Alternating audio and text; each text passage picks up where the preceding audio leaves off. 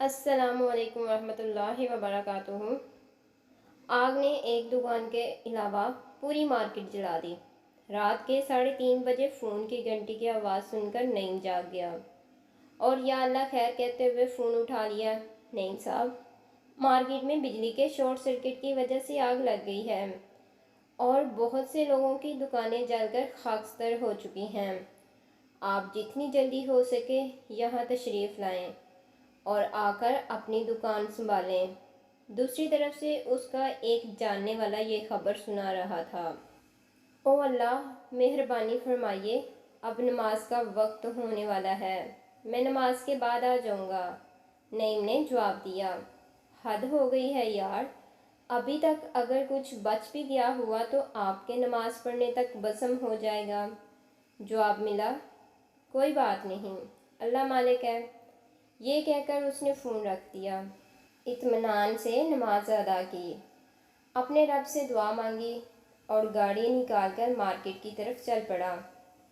Market کے ارد گرد کی فضا آگ اور دھوئیں کے بادلوں سے گھری ہوئی تھی اور لوگ اپنے سامان کا نقصان ہونے پہ دکھ بھری آہیں لے رہے تھے۔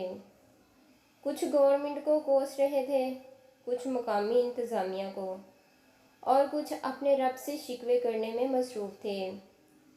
نعیم کے علاوہ ہر کوئی اپنی دکان کھول کر دیکھ چکا تھا اور لوگوں کا تقریباً پورے کا پورا مال جل کر خاکستر ہو چکا تھا۔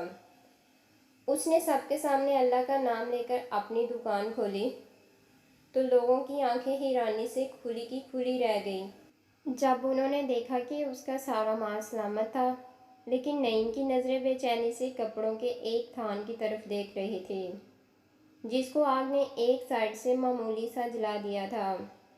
لوگوں نے حیرانی سے کہا، تمہارا سارا مال بچ گیا ہے اور تم ایک تھان کے ہلکا سا جل جانے پر پریشان ہو۔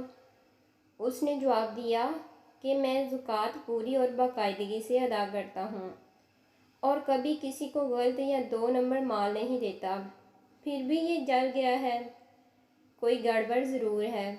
حسابات نکال کر دل جمی اور احتیاط سے حساب کرنے پر معلوم ہوا اس دفعہ زکوٰۃ کا مال ادا کرتے ہوئے غلطی سے کچھ کمی ہو گئی تھی۔ اس پہ اللہ نے اپنے بندے کو یاد دہانی کرائی تھی۔ اس نے فوری طور پر وہ مال ادا کیا اور اپنا مال بچ جانے پہ بے اختیار اللہ کا شکر ادا کیا۔